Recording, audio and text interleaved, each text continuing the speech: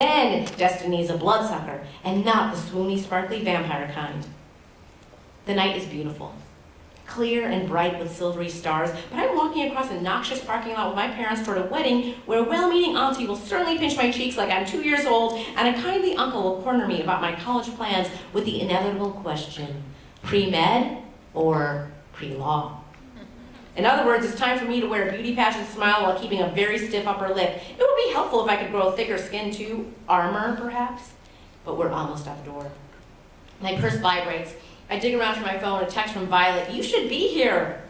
Another buzz and a picture of Violet appears, decorated in streamers, dancing in the gym, jeans skinny, lips glossed.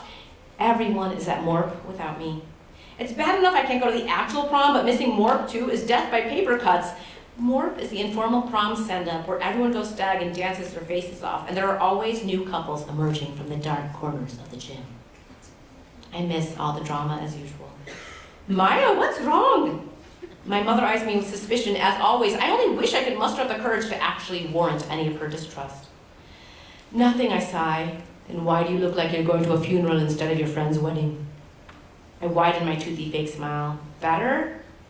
Maybe I should give my mom what she wants tonight. The dutiful daughter who's thrilled to wear gold jewelry and high heels and wants to be a doctor, but the high heels alone are so uncomfortable I can only imagine how painful the rest of the act would be. I guess a little happiness is too much to ask of my only daughter. Dad's chuckling head down. At least someone's amused by my mother's melodrama. We step through an arc of red carnations and orange-yellow marigolds to a blur of jewel-toned silk saris and sparkly fairy lights strung in lazy zigzags across the wall. The Bollywoodized suburban wedding hall feels pretty cinematic, yet the thought of the awkward social situations to come makes me turn back and look longingly at the doors. But there is no escape. The tinkling of her silver-belled anklet signal the not-to-be-missed approach of Yasmin, who addresses my mother with the honorific auntie, the title accorded all mom-aged Indian women, relation or not. "Assalamu alaikum, Sophia auntie." Yasmin is only 2 years older than me. In my mom's eyes, we should be BFFs. Our parents have known each other since their old Hyderabad days, and my mom has been trying to make a friendship happen since Yasmin's family moved to the States several years ago, but in real life, we're a dud of a match. Also, she's an annoying kiss-ass. But the girl's got style. Yasmin's dressed to snare the attention of a suitable young gentleman. Preferably more than one, because a girl needs options. Her peacock-colored lehenga that sweeps the floor, her arms full of sparkling bangles, her emerald and pearl choker, and the killer kajal that lines her eyelids make her the perfect candy-colored Bollywood poster girl. "Asif uncle, how are you? Mommy will be so excited to see you both." "Maya, Aziz, look at you. You're so adorable. That shade of pink really suits you. You should wear Indian clothes more often, you know." I don't even try to hide it when I roll my eyes. "You've seen me wear Indian clothes a million times." "Come on, Aisha's getting ready in the bridal room." My mom winks her blessing at Yasmin. "Take her, beta, and show her how to be at least a little Indian." So much for family solidarity. Yasmin wraps my wrist in a death grip and drags me through the lobby to the tune of Ek Ladki Ko Dekha, an old Bollywood love song that inspired millions of tears. Everyone seems happy to be here, except me.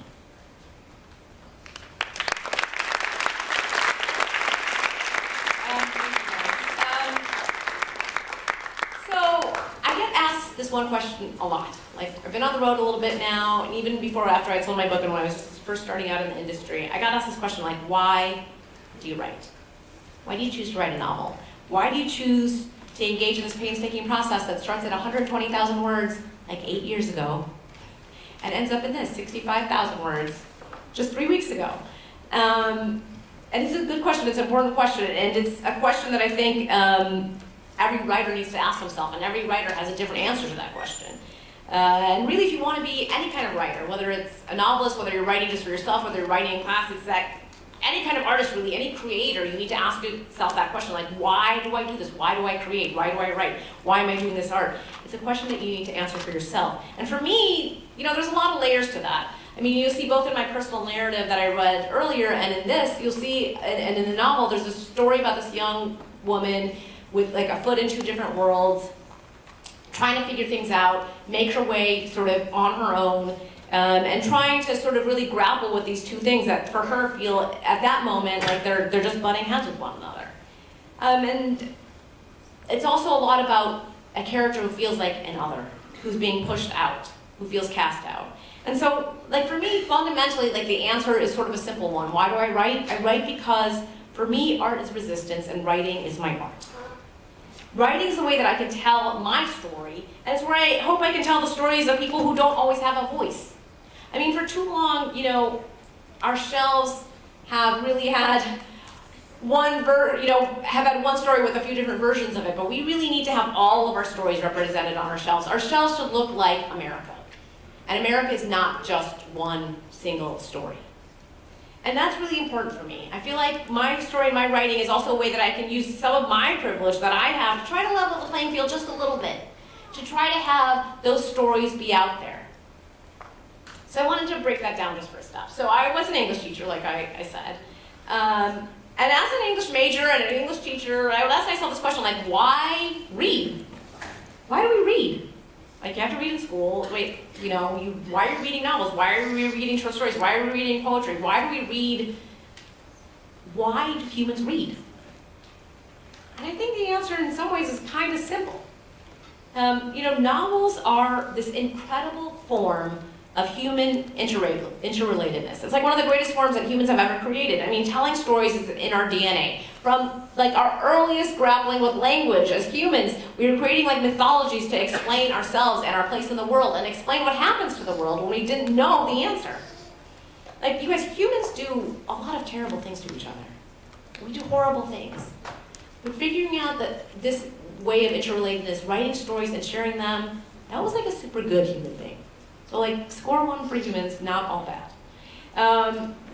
And I just think it's like such this brilliant way that we can relate to one another, like where we can tell our stories and someone that I know nothing about, a character that I'm not alike in any way, can feel to me somehow close.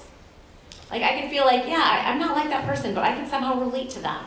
That somehow we share this human experience. Because books allow us to connect to other worlds and to places and to people. They help us see ourselves in the other so that we can break down that very concept of the other. I talked about writing about the other, somebody who feels like they're not like in the mainstream, who feels like they're pushed away. I don't believe that other exists as a concept, nor it should not exist. So here's a little example. So I love The Great Gatsby. Do you guys read that here? Is it on your curriculum? Yeah, okay.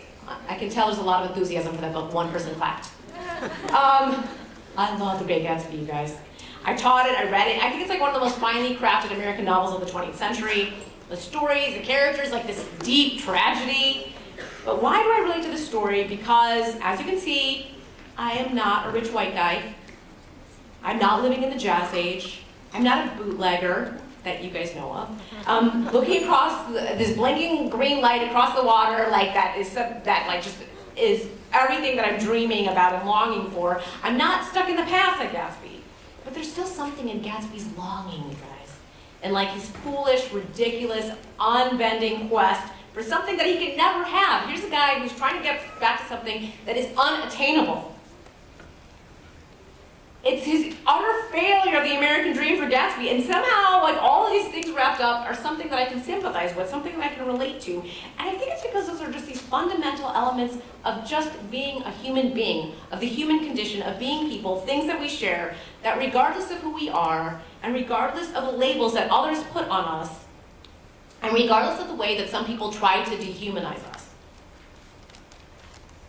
love and loss and fear and anxiety and pride and longing and wanting to be more, wanting something greater than what we are maybe at that moment, those are some things that make us all human. Those are things that we share together. Because far, far away from here, thousands of miles away, there's a kid in a refugee camp who is nothing like me and who's nothing like you, who doesn't have the life that you've lived and who doesn't have the life I've lived. But really, there's something that we share that we all want. It's this very basic thing. And that girl in that refugee camp, she wants to be loved, and she wants to be known, and she wants to be free. And those are things that all human beings can relate to. And so that's why I write. I write contemporary fiction. I write our world as it is. Because I also want us to one day endeavor to see the world as it could be. I want the world to be better, so I want us to imagine together a better world for us. I want us to imagine that more perfect union. I want us to imagine a world where no one has to feel like the other. So I write my stories so they can be mirrors for some readers, you guys. Some people will find themselves on the pages of my book. And they might not be Indian, and they might not be Muslim, and they might not be an immigrant, and maybe they don't want to go to film school, but something in Maya's experience will touch them and feel like, oh yeah, I can understand that, I can relate to that. And I wanted to write that for those folks who don't necessarily feel like they've always been represented in books. Like me, there was never a book that I really read that I felt like, wait, I can see myself in this book. Because everyone deserves to see themselves as the hero, you guys. Everyone deserves to be a hero on the page and to see themselves as a leading lady or the leading actor in their own lives. And no one deserves to be told that your family comes from a shithole country. No one deserves that.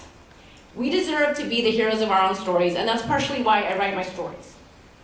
And I also write my stories so that they can be windows for readers who might not be like my character, who might never have that experience of being the other, who might never be confronted by like overt bigotry or hatred or Islamophobia or racism or homophobia. I write it so I hope that people who are reading that and somehow don't see themselves on the page can have a little window into the life of someone else, and then also have a little bit of that window reflected back to them so they can see that they can realize that in America there really are no others, you guys. In America there are no others, there's only us. And it's so, so important, especially right now. That's a lot of why I wrote Maya's story. She's a girl who faces a lot of obstacles.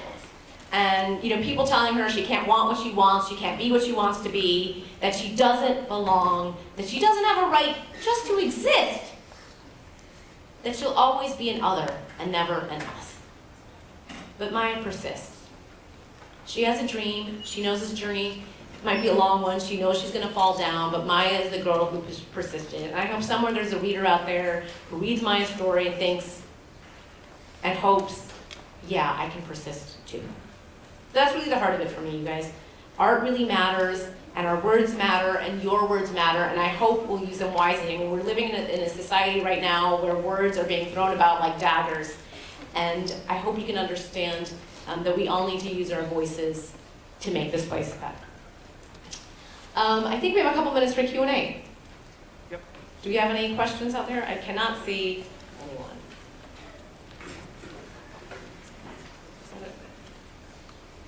There's no questions. Should I just awkwardly ask myself questions like I'm a doppelganger? Yeah, right here. What authors influence you, would you say, in your writing?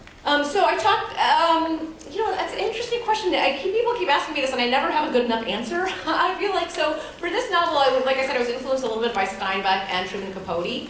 But I think I'm a little bit of a fickle reader. So I sometimes have like, I love this author right now, and I love this author. So, for example, I haven't written historical fiction YA yet, but two great YA authors who are writing historical fiction that I adore are Ruta Sepetys and Stacey Lee. They're just absolutely fantastic. So they have actually sort of influenced me to want to write historical fiction. I'm also reading a lot of this author, Mohsin Hamid, who was shortlisted for the Booker Prize.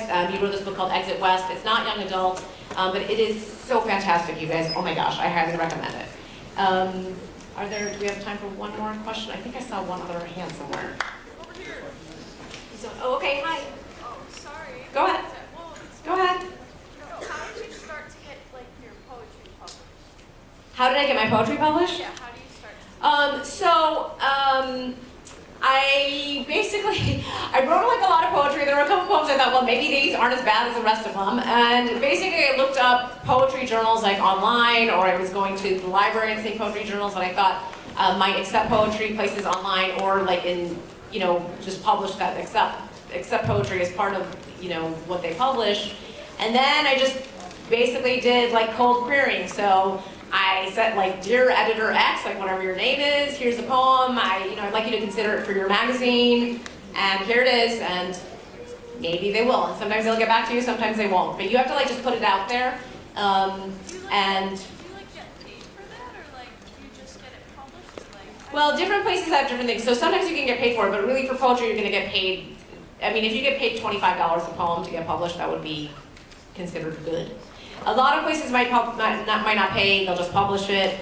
But yeah, I encourage you to go for places that will pay, even if it's like a small sum, just Because you know, writing is work, and you should get paid for your work. I think we're good. You guys, thank you so much for coming.